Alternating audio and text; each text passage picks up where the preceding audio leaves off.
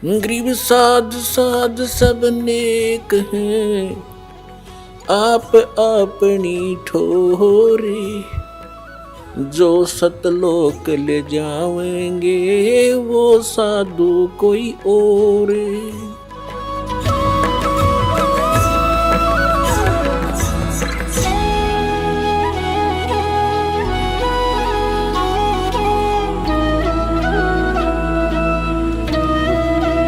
अब धर्मदास इन बातां न सुन के बहुत प्रभावित हुआ। पुण्यात्माओं, बहुत कुछ परमात्मा ने उसको समझाया, उस प्यारी आत्मा ने बड़ा ध्यान से सुना, लेकिन ये मन, ये पुराना रंग जल्दी सी हटता नहीं। काफी देर सुनते सुनाते फिर कोई ऐसी बात कह दी धर्मदास जी ने कि महात्मा जी, आप तो बहुत कड़वी कड़वी बातें कह रहे हो, क्या इनकी पूजा करने वाले निकम्मे होते हैं? परमात्मा ने कहा, मैं नहीं कह रहा, आपकी गीता बोल रही है। कहने का भाव ये है कि धर्मदास जी ने फिर से परमात्मा की बातों में अरुचि व्यक्त कर दी। अरुचि व्यक्त की तो परमात्मा कबीर परमेश्वर जी फिर अंतर ध्यान हो गए। अंतर ध्यान हुए तो वो फिर रोने लग गया, फिर रोने लग गया, हे भगवान मेरे पे गलती बन गई। इतना अच्छा ज्ञान दिया और सारे सत प्रमाण दिए, अब क्योंकि हम श्रद्धालु इतने हैं, हम इन भगवानों की जो पूजा करते थे इनके विषय में कुछ सुनना भी पसंद नहीं करते कुछ दिन तो। लेकिन पुण्यात्माओं, अगर कोई दंत कथा सुनाता हो, अपनी महिमा व्यर्थ बनाता हो तो वो नहीं सुननी चाहिए। सदग्रंथों में लिखे प्रमाणों को नहीं मानता है तो वो आदमी ठीक नहीं। उसके विषय में परमेश्वर कहते हैं, जानबूझ साची तजय करे झूठते ने, और ताकि संगत है प्रभु सपने में बना दे। ये सोचकर परमात्मा अंतर ध्यान हो गए। अब धर्मदास के सामने अंधेरा छा गया और पुण्यात्माओं, जिस परमात्मा को सर्व सुखदायी बताया जाता है, वो परमात्मा जहाँ प्रकट हो जाता है 100 किलोमीटर में को तो कम से कम शांति हो जाती है। और वो तो बैठे उसके कति साथ में, जैसे किसी का कोई हाथ पर गर्म पानी या चाय गिर गई हो, उसमें कितनी पीड़ा होती है, और उसके ऊपर बर्फ का टुकड़ा रख दिया जाए, कैसा महसूस करता है? जैसे उस पर कुछ भी नहीं है, शांत हो जाता है। ऐसी दशा है भगवान जब उसके पास थे तो उसको इतनी शांति थी। परमात्मा के दूर होते ही उसके अंदर वही फिर पीड़ाएं, जैसे रह पुत्र गई इधर उधर की बातें, वो नूर फलाना नूर नू कर दूं, वैसे कर दूं। ये आग है सबके अंदर, जल रहा है प्राणी अपनी अपनी आग में। तो वो महसूस, उसको जो आनंद हो रहा था वो खत्म हो गया, और जो ज्ञान उसे मिला वो प्रमाणित। और फिर भी अपनी किस्मत को रो रहा कि मैं कैसा दुष्ट हूं, मैंने भगवान खो दिया।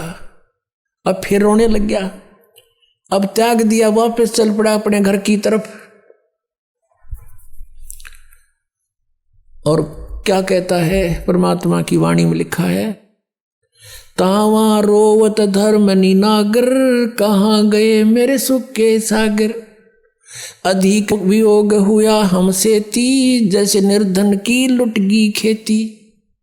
कल्प करे और मन में रोवे, दसों दिशा को वो मग जोवे। अब रो रहा है, अन्नो कहे भगवान बेग में लो करूं अपघाता, अब ना जीऊं सुनो विधाता। अब धर्मदास जी नो देखे कि भगवान कहीं मेरे पीछे तो नहीं है, ऊपर तो आकाश में तो कहीं दिखाई नहीं दे रहे हैं। कहते हैं कल्प करे और मन में रोवे, दसों दिशा को वो मग जोवे। चारों तरफ देख रहा हूं, दसों दिशा को, ऊपर को नीचे को, और कहता बेग में लो कर हूं अपघाता, मैं ना जीवूं सुनो विधाता। हे परमात्मा जल्दी दर्शन दे दो, अब मैं जीऊंगा नहीं मैं आत्महत्या करूंगा। रोता हुआ घर पे आ गया। उसकी पत्नी ने सोचा भगत क्यों रो रहा है, क्या बात होगी इसको, अब बोल नहीं पा रहा, इतना बुरी तरह रो रहा, कहां से, मथुरा से रोने लगा था, बांधवगढ़ पहुंच गया एमपी में, 800 किलोमीटर, 2 दिन 3 दिन जाने जाने में लगे होंगे उसको। पैदल चलते थे पहले, कोई सवारी नहीं होती थी ऐसी, और श्रद्धालु थे, पैदल चलते थे। उसकी पत्नी का नाम आमनी देवी था, बड़ी धर्मात्मा थी, लेकिन कभी कभी वो भी भगत के साथ कुछ दान धर्म के बारे में कुछ कंजूसी करती थी। तो उसने सोचा कि भगत क्यों रो रहा है और वापस कैसे आ गया, इसका तो 1 महीने का टूर प्रोग्राम था, आ गए 7वें दिन। उसने सोचा बात क्या है, और उसके मुंह की तरफ देख रही है, और वो रो ऐसे बुरी तरह रहा जैसे किसी बालक के माँ बाप दोनों मर जा, वो बालक रोया करे, इतना बुरी तरह जमीन पर ऐसे मुंह के बल पट गिर के और बुरी तरह रो रहा है। उसने सोचा इसके क्या हो गया, इतना जल्दी कैसे आ गया।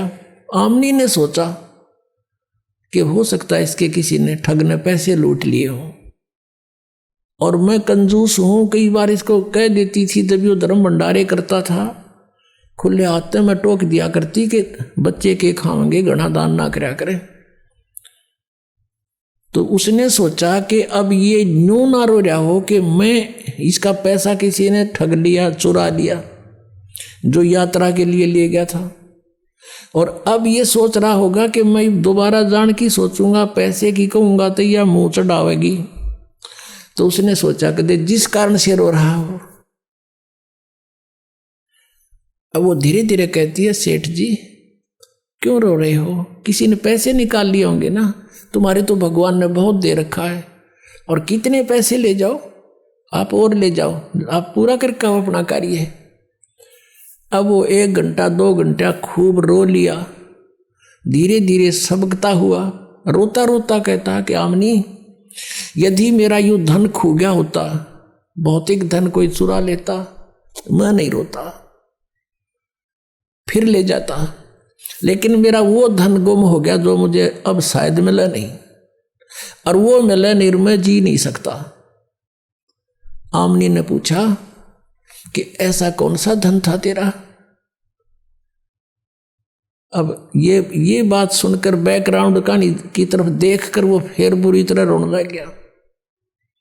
रोते रोते काफी देर के बाद जब उस थोड़ा सा स्वाभाविक सा हुआ, शांत हुआ, सारी कथा बताने लगा। जो परमात्मा ने ज्ञान सुनाया था सारी ज्ञान सुनाया, और सृष्टि रचना सुनाई थी परमात्मा कबीर जी ने। अब इतना समय नहीं रहा आज के सत्संग में, नहीं वो भी सुनाता, कल सुनाएंगे। तो वो उसने सारी सुनाई और सब अपने साथ घटना बताई कि ऐसे ऐसे मैंने रोटी बनाई, उसमें चींटियां जल गई थी, और वो चींटी सारी जीवित कर दी, मेरा पाप काट दिया। अब आमनी कहने लगी इतना बढ़िया ज्ञान और खुद भगवान देने आ रहे थे, आप तो व्यापारी हो, आप तो बिजनेसमैन थे, यू सौदा चूक कैसे गए। अब धर्मदास कहता जिंदगी में पहली बार मैं आ रहा हूं सौदे में, आज तक हार का मुंह नहीं देखा था, अब के मैं चूक गया अपना सौदा, और ये घाटा मुझे शायद इस जीवन में पूरा नहीं होगा और मैं जी नहीं सकता। जो साधनाएं हम करते थे वो एक आने की नहीं, आगे का रास्ता कति नहीं, घोर अंधेरा हो गया मेरे सामने, जीऊं कैसे भगतमती। आमनी कहने लगी आपने तो गलती कर दी, इब्बन माँ विष्णु महेश गेला कुनसी अपनी रिश्तेदारी थी, और ये कुनसी अपना रोज मिला करते थे, हमने सुनी सुनाई बातों पर उन पर आश्रित थे, और इतना बढ़िया ज्ञान सारे प्रमाण आपको बताएंगे, आपने चरण पकड़ने चाहिए थे। कहने लगा इसी भूल को तो रो रहा हूं, जैब के भगवान आगे, अब क्या नहीं छोड़ूंगा चरण उनके। ऐसे बीत गया, 6 महीने बीत गए उनको। धर्मदास जी ना कुछ खावे मुश्किल से एक आध फुल्का रोज मुश्किल से उसकी पत्नी कह सुन के खिलाओ उसको। और वो ना काम काज में रुचि, वो भक्ति करा करता हुआ कति वत करने की कोई ना थी। सुबह बैठ जा दरवाजे तो बाहर द्वार के ऊपर गेट पे है, अनु देखा दूर ताई जैसे बिलड़ी ने श्री राम की प्रतीक्षा की थी। अब जैसे उसको कहीं दूर से कोई आता दिखाई देता, चल पड़ता उसकी तरफ कि शायद महात्मा आगे। अरे एक बार पुण्यात्मा जिसकी चाह आपको हो जाती है, आम व्यक्ति भी वैसा दिखने लग जाता है उसको, वहां तक जाता है कि ना ये तो को नहीं, वो नहीं है। फिर पता लगा किसी से कि एक महात्मा बैठा है जंगल में, गांव नगर के बहुत से लोग उसके पास जा रहे हैं दर्शनार्थ। भगत जी भी पहुंच गए, धर्मदास जी। अब देखा कि भाई हो सकता है महात्मा वही हो सकते हैं, लेकिन इनका ज्ञान से परीक्षण होगा। धर्मदास जी ने प्रश्न किया उस साधु से परीक्षा करने के लिए, जब महाराज जी होंगे तब वो बात मैं प्रश्न करूंगा, टू दी पॉइंट जवाब देंगे। उसने प्रश्न किया, महाराज जी मैं कुछ प्रश्न करना चाहता हूं। धर्मदास ने कहा। वो साधु महात्मा बोला, करो बच्चा। कि ब्रह्मा विष्णु महेश के माता पिता कौन है? वो साधु कहता, अरे कैसी बात करता है, इनके कोई माता पिता नहीं, अदरो अमर सर्वेश्वर महेश्वर। और जान गए यो ठीक हो मन मन महीनों कहे तो रॉन्ग नंबर उठ का आ गया। ऐसे 6 महीने बीत गए। फिर परमात्मा ने उसकी पत्नी में प्रेरणा की। उसकी पत्नी ने कहा कि मार भगत आपका तो वेट भी आधा रह गया, अरे ऐसे तो आप मर जाओगे। भगवान ने जब बिछड़े आपसे कुछ तो कहा होगा, भी कैसे मिले वो? उन्होंने कहा कि वो कहते हैं कि जहाँ धार्मिक भंडारे होते हैं, यज्ञ होते हैं, साधना करते हैं, जो भगत इकट्ठे होते हैं तो कोई भंडारा करता है तो मैं अवश्य जाता हूँ और उनको ज्ञान चर्चा करते हैं परमात्मा। जैसे आपने ऋग्वेद मंडल नंबर 9 और सूक्त नंबर 86 के मंत्र 26-27 में पढ़ा कि वो परमात्मा हमारे यज्ञों में, धार्मिक यज्ञों में बिजली अत्यधिक गतिशील पदार्थ के समान आकर प्राप्त होते हैं, गुप्त रूप में आकर बैठ जाते हैं वहाँ पर। और वही परमात्मा ने कहा कि वो ऐसे धर्म भंडारे होते हैं, धार्मिक यज्ञ होती हैं, वहाँ अवश्य जाता हूँ, क्योंकि वहाँ मेला भरता है, भक्तों को बैठा के समझाते हैं, चर्चा करते हैं गुप्त रूप में। तो आमनी ने कहा कि आप भंडारा कर दो। धर्मदास ने कहा एक दिन में क्या में है, एक दिन में तो पता भी ना चला किसी ने। आमनी बोली तू कर ले जितने दिन का करना हो, कि 3 दिन का करना पड़ेगा, अब 3 दिन का कर ले। उसने 3 दिन का भंडारा, धर्म भंडारा दिन निश्चित कर दिया। आसपास सब चिट्ठियां भिजवा दी कि दूर तक। अब पहले दिन सब भोजन करके साधु संत महात्मा चले गए, वो तो नहीं आए, देखता रहा। उसकी पत्नी ने पूछा कि महाराज जी आए क्या? महाराज जी कि नहीं आज तो नहीं आए। अगले दिन फिर ऐसा ही हुआ। तीसरे दिन आफ्टरनून हो गया, भंडारा यानी भोजन चल रहा है, साधु संत खाकर जा रहे हैं। अब धर्मदास ने फाइनल फैसला कर लिया, क्योंकि वो तो आत्मा के पुकार सुनते हैं, कि यदि आज आप नहीं आए कल आपका दास नहीं रहेगा संसार में। अब जिया नहीं जा मेरे थे, आज तक की आस थी शायद आज आ जाएंगे। अंतर वो तो कहते हैं चिट्ठी पायल बाजे पैर साहिब सुनता है सब लहर। अंतर्यामी सारी जानते हैं, उन्हें देख लिया कि आज भगत मरेगा, अब नहीं जीवेगा, क्योंकि फाइनल फैसला था उसका कि ये भंडारा पूरा हुआ और मैं आत्मघात करा। तो फिर कहते हैं बेग मिलो करहूं अपघाता, मैं ना जीऊं सुनो विधाता। उसी से मैं जब रहे ना 10-20 भगत 50-60 भोजन खा रहे थे महात्मा, ये उसे महात्मा जिसे बताए थे आप ताई। तो उसी समय एक कदम का पेड़ था, लगभग 200 फुट की दूरी पर, जहां भंडारा चल रहा था। वहां आकर उसी जिंदे वाले महात्मा के रूप में वहां पर बैठ के आके धर्मदास की वैसे वो देख तो रहा था ऐसे ऐसे पल पल में, जब नंग आ गई अकबो बैठे महाराज जी तय नंगे पैरा नो दौड़ के नो देखा जानते कति नो वो एक चरणा नो सीने लाग गए न चपट गए, जो कर बालक अपने माता पिता के चिपक जाता है। अनु देखे अनु कहे भगवान इनका छोड़ के ना जाइयो, हे परमात्मा आपका जो कहोगे सारी सुनूंगा। तब परमेश्वर ने कहा धर्मदास इन पहले फारग कर नकलिया ने, फिर बतलावांगे आपस में। अकना जी इब के ना जाइए, अग नहीं बच्चा नहीं जाऊंगा, विश्वास कर मेरा। अब वो एक कदम एक बार दन्यू देखे, फिर उन तो डगाने थे वो फटाफट करके फारेगे और परमात्मा को कहा आपके दास की कुटिया आ जाओ यहाँ पर थोड़ी देर अंदर बतलावांगे। अंदर ले गया, भगवान को जैसा भी बैठने को साधन दिया, अपनी पत्नी से बुलाया कि आजा भाग जा भाग गया आमनी मेरा धन पा गया, मेरा धन पा गया। दोनों एक एक पैर पकड़ कर बैठ गए। तब आमनी ने कहा कि भगवान आपका बच्चा ये तो बहुत नर्म आत्मा का है, इसको तो मैं सांत्वना देती रही ना पहले मर लेता। ए भगवान आप तो अंतर्यामी हो, इतना दुखी नहीं करना चाहिए था अपने बच्चे को। तब परमात्मा ने कहा कि आमनी यो काल का दूत हो रहा था, ये जिसको मैं 2 बार मिला इसने सारी बात मानी, फिर कितन कित काल फिर इसका आंट लगा देता। मैं इसके साथ था, इसको मर नहीं देता बेटा, ये तो मर लेता पहले ही। इसका बड़ का डैमन है, इसका लोहा गर्म किया है। अब लोहा गर्म होए बिना चोट मारे जाओ तो उसका कोई फायदा नहीं। अब इसका अंतःकरण साफ हो लिया, आज बेटी जो मैं कहूँगा सारी मानेगा और ये सत्य इसके हृदय में उतरेगी, इसलिए थोड़ी सी देर करी थी। तो पुण्यात्माओं ये वो समर्थ है, कहते हैं जो जन मेरी शरण है ताका हूँ मैं दास, और गेल गेल लाग गया फिर जब लग धरती आकाश। फिर सारी कथा सुनाई, दोबारा से कई दिन रुके, उनको खूब ज्ञान समझाया, दोनों ने उपदेश लिया। तो परमात्मा ने तो गवाह बनाना था उनको, धर्मदास की आत्मा को। परमात्मा तो चले गए, अभी मैं जाता हूँ फिर आऊँगा।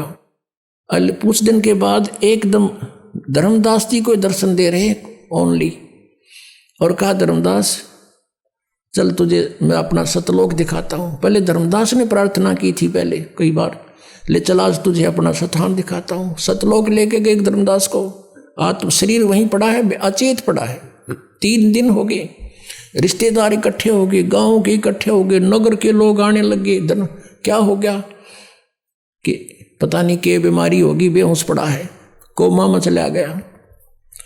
तीसरे दिन परमात्मा ने सब कुछ ऊपर दिखाया, सारा सतलोक दिखाया, वहाँ की सतीची दिखाई, वहाँ की जो रहते हैं हंस लोग, वहाँ की दुनिया दिखाई सतलोक की, कि यहाँ कभी बुढ़ापा नहीं आता, यहाँ कोई दुख नहीं होता, यहाँ मृत्यु नहीं होती, तुम यहाँ रहते थे और अपनी गलती से तुम चले गए। अब धर्मदास कहता है भगवान मुझे यहीं रख लो, अब वापस ना भेजो प्रभु, मुझे यहीं रख लो, मत भेजो महाराज, काल की नगरी है मोहे राख लियो महाराज, काल की नगरी है मोहे, मत भेजो महाराज हमसे बिगड़ी है। वहां जाके पता चलता है कि सचमुच हमने जुल्म किया, यहां से गए किस कारण से गए, रो है बहुत बुरा हाल कर दिया भगवान, वापस ना भेजो तो बहुत बूंदी स्थान है। तो परमात्मा ने कहा तो जा बेटा, यहां ऐसे नहीं आया जाता, नो तो मैं सारे ले आऊँ एक बार, तुम अपनी मर्जी से गए हो, अपनी इच्छा से वापस आओगे और इतने ही धनी बनकर आओगे जितने धनी यहां से बनकर गए थे। जितने धनी तुम यहां थे भक्ति के शक्ति, इतनी नीचे इकट्ठी करनी पड़ेगी। उसका मैं एक मंत्र दूंगा, तू चल वहां पर, और मंत्र दूंगा तुझे सतनाम, उसका सिमरण करना, उसके भक्ति के धन से तुम वापस आओगे। ऐसे नहीं बेटा बात बनेगी। तीसरे दिन जब वापस आत्मा छोड़ दी तो वो जा गया। तब उसको पता चला कि ये भगवान तो वहां काशी में रहता हूं, सतलोक से जाकर पता लगा। वहां से चल पड़ा पैदल, बनारस में पहुंचा, रामानंद जी के पास पहुंचा। वहां से पता चला कि कबीर मेरा शिष्य है लेकिन मेरा गुरु भी है। तब मालिक से वहां मिले, फिर कहा कि हे भगवान आपने मेरी आंखें खोल दी, परमात्मा दीक्षा दो अब दोबारा। नए सिरे तो मालिक ने उपदेश दिया, सतनाम दिया, उसकी मोक्ष किया, सार नाम दिया और उसका कल्याण किया। बोलो सतगुरुदेव की। जय हो।